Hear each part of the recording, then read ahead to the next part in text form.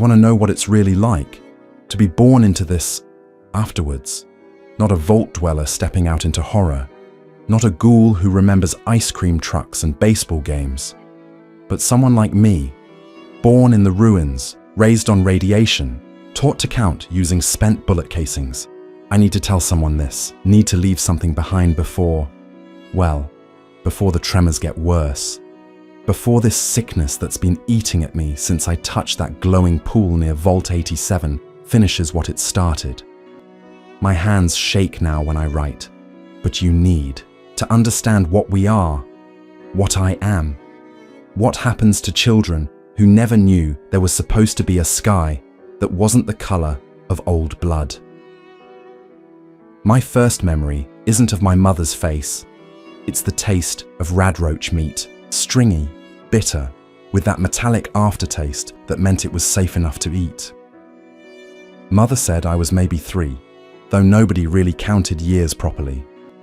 Time was measured in seasons of relative safety, in gaps between raider attacks, in how long the clean water lasted. She told me later that I didn't cry like other babies, the ones who cried too loud, too often. They didn't make it past their first winter. The wasteland trained that out of us before we could walk. You learn things differently when there's no before to compare it to.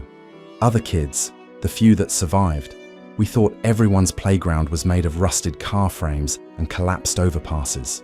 We played raiders and settlers between the burnt-out houses, using bent pipes as rifles, pretending to shoot each other with finger guns because real bullets were too precious to waste. Nobody taught us these games. We just knew them, absorbed them through our skin like radiation. What do you think shapes a child more, the world they're born into, or the world they're told once existed? Drop your thoughts in the comments. I'd like to know if I'm the only one who feels this way. The settlement where I grew up, we called it Bleakwater, though I doubt you'd find it on any map, was built inside what used to be a shopping mall. The adults had cleared out most of the feral ghouls years before I was born, but sometimes you'd still hear them scratching inside the walls. Mama Dolores, who ran the medical tent, she'd been a child when the bombs fell. She was the only one who remembered things like candy and television, but when she tried to explain them, the words came out broken, like she was speaking about dreams she'd half forgotten. My education consisted of 3 things: reading, from the few books that survived, pages brittle as autumn leaves, counting, ammunition, bottle caps, days since the last attack, and survival. By age 5, I could field strip a 10mm pistol blindfolded. By 7, I knew which mushrooms growing in the subway tunnels would feed you and which would make you see things that weren't there, or worse, things that were there but nobody else could see. By 10, I'd killed my first raider. He wasn't much older than me, maybe 15, part of a group that hit our water purifier. I remember his eyes more than anything, not cruel or angry, just empty, like mine probably. When I pushed that sharpened rebar through his chest, he looked surprised for just a second, then grateful. I understood that look. Sometimes the kindest thing in the wasteland is a quick death, but it wasn't all violence and survival. We had moments, strange, precious moments, that I guess you'd call childhood. There was this old woman, Quiet Sarah we called her. She'd lost her tongue to raiders years back, who would gather us kids and draw pictures in the dirt. Pictures of things we'd never seen. Trees with leaves, dogs without mutations, houses with intact roofs. We thought she was making them up, like fairy tales. It wasn't until years later I realized she was trying to teach us history. The other children, there were maybe 12 of us in Bleakwater at any given time. Kids died. New ones were born or found. It was a rotating cast of playmates, and you learn not to get too attached. But there was this girl, Cricket, born the same winter as me. She had this laugh. Even in that place, she could laugh like the world hadn't ended. We were inseparable, until the day she drank from the wrong well, the one the adults had marked with skulls, but the rain had washed the paint away. She didn't die immediately. That's the thing about radiation poisoning that nobody tells you. Sometimes it's quick, sometimes it's slow. Cricket got the slow kind. Her hair fell out first, then her teeth. Her skin started to change. Not ghoulification, something else, something worse. The adults wouldn't let me see her at the end, but I heard her screaming at night, begging for someone to explain why she was being punished. She was 8 years old. That's when I learned the most important lesson the Wasteland teaches its children. There is no why. Things just are. The Brotherhood of Steel came through when I was 11. First time I'd seen power armor, and I thought they were robots. Maybe like the ones in the old Robco facilities the scavengers talked about. But then one of them took off his helmet, and he was just a man. Young, maybe 20, with the cleanest face I'd ever seen. No radiation burns, no chem sores, teeth that were actually white. He looked at us kids like we were diseased animals. I realize now he was probably horrified, but back then, I thought that's just how clean people looked at everyone else. They tried to help us, gave us these packets of pre-war food, things with labels I couldn't read yet, though I'd started. Learning, the first bite of preserved fruit, peaches, they said, made me vomit immediately. My body didn't know what to do with something that wasn't irradiated. The Brotherhood soldier who'd given it to me looked disgusted, said something about genetic degradation to his partner. They left the next day, and I heard one say we were already lost. But we weren't lost. We were just different. We were becoming something else. You have to understand, when you're born into this world, you don't see the horror of it the same way. A molar isn't a mutated abomination. It's dinner if you can catch it, danger if you can't. Super mutants aren't tragic victims of FEV experiments. They're just another part of the landscape, like radstorms and collapsed buildings. We had a saying, everything wants to kill you, so make friends with what kills you slower. The first time I saw a picture of a pre-war city, found it in a burnt magazine in what used to be a dentist's office.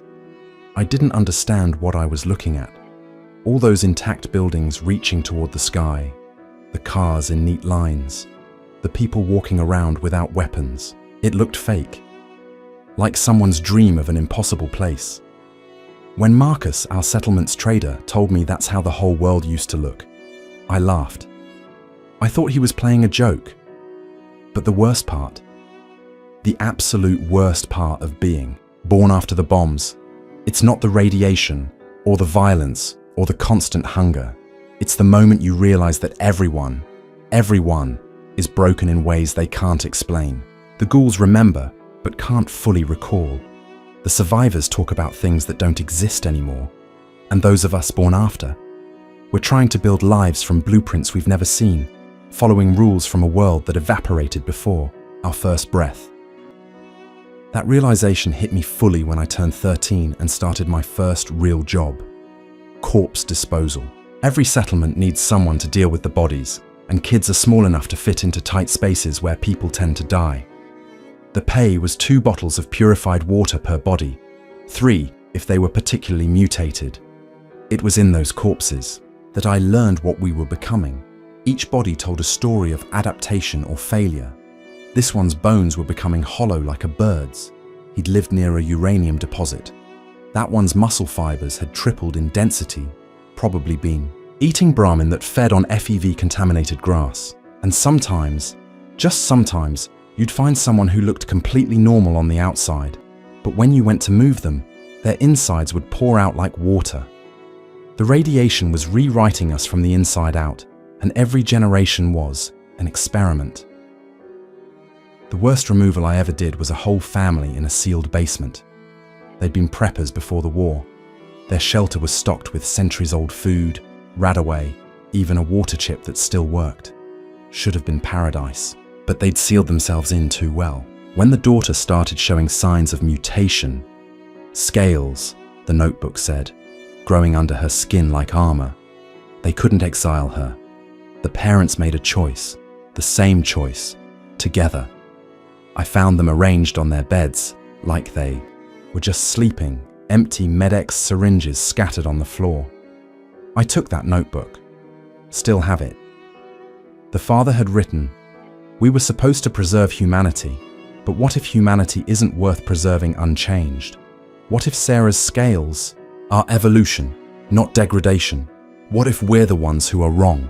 Those words haunted me because I'd started noticing things about myself. My eyes adjusted to darkness faster than they should. Cuts healed in days instead of weeks. And sometimes, when the radiation storms rolled in, while everyone else took shelter, I felt energized. Like the rads were feeding something inside me that had been starving. Marcus noticed it too. One day, while teaching me to read the old road signs, he stopped mid-sentence and really looked at me. "You're changing," he said. Not accusing, just observing. We all are. Each generation moves further from what we were, closer to what we need to be. The question is whether we'll still be human when we get there. But what did human even mean? The Enclave, when their iBots occasionally flew through broadcasting their propaganda about pure humanity, they meant something that didn't exist anymore. Even the Vault dwellers, protected in their tin cans, weren't the same. Vault 101, 111, 13, each one a petri dish growing its own version of human. And out here in the wastes, we were the control group that nobody was controlling. I met my first ghoul when I was 14, not feral, those I'd seen plenty of. This was a thinking, talking person named Grex who ran a trading post 2 settlements over. His skin looked like melted wax, and he smelled like ozone and rot, but his eyes were sharp. Sharper than most smooth skins, as he called us. "You think you're different from me, kid?" he asked when he caught me staring. "I'm just further along, the path. Give it time. Radiation doesn't discriminate. It just takes some of us faster than others." He was right, of course. I learned that when our settlement's Brahmin gave birth to something that wasn't quite Brahmin anymore. 3 heads instead of 2, sure, but also fingers. Tiny, perfect human fingers growing from its shoulders. We killed it, burned it, never spoke of it. But I kept thinking about those fingers, about evolution, about what we were becoming in this radioactive womb of a world. If you've ever wondered what choice you would make in a situation like this, tell me in the comments. I'll be reading them. Would you have burned it too? Or would you have let it live to see what it became? The summer I turned 15, a group from Vault 19 emerged. They'd been living underground for 2 centuries, following Vault-Tec's grand experiment. Theirs was about paranoia and faction building, though they didn't know that.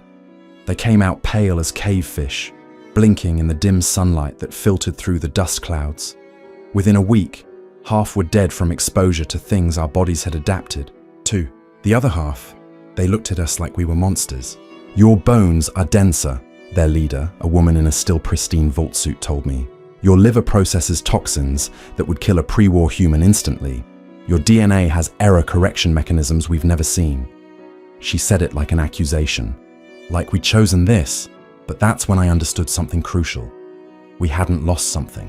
We'd gained it. Every mutation, every adaptation, every strange gift the radiation gave us was the wasteland's way of keeping us alive. The Vault dwellers, the Enclave, even the Brotherhood. They were trying to preserve something dead. We were becoming something new. The Raiders taught me another lesson about what we were becoming, not the ones who attacked, the ones who joined us. Sometimes a Raider would get tired of the life, usually after losing too many friends to violence or chems. They'd come to settlements seeking what? Redemption? Safety? Or just a different kind of slow death? There was one, Dogface they called him, for the scars that made his mouth pull back in a permanent snarl, who joined Bleakwater when I was 16. First week, nobody trusted him. Second week, he saved a kid from a rad scorpion. By the 3rd week, he was teaching that same kid how to make stimpaks from cave fungus and mutant blood. The wasteland didn't allow for permanent enemies or friends, just temporary alliances against the dark. But Dogface told me something that stuck. You know what the real difference is between raiders and settlers? Raiders admit what we've all become. Everyone's a killer out here, kid. Some of us just dress it up prettier than others. He was proven right during the siege of Bleakwater. Another group of raiders, bigger and better armed, wanted our water purifier. We held them off for 6 days. By day 3, we'd run out of ammunition. By day 4, we were using children as bait to lead raiders into traps. By day 5, I watched Mama Dolores, sweet, healing Mama Dolores, bite out a raider's throat when he got too close to the medical supplies. By day 6, when the raiders finally retreated, we'd become them. We'd matched their savagery and exceeded it. The Brotherhood of Steel returned after the siege, different squad this time. They offered to evacuate the children, take us somewhere safer, but safer meant their bunkers, their rules, their determination, to preserve a version of humanity that couldn't survive outside powered armor. I was one of 3 kids who refused to go. The paladin looked at me, 17 years old, covered in raider blood, radiation burns forming patterns on my skin like deliberate scarification, and said, "You're already lost to the wasteland." "No," I told him. "I'm what the wasteland, made to survive itself."